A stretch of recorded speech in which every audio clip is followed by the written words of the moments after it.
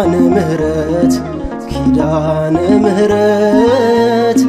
ኪዳነ ምህረት ኪዳነ ምህረት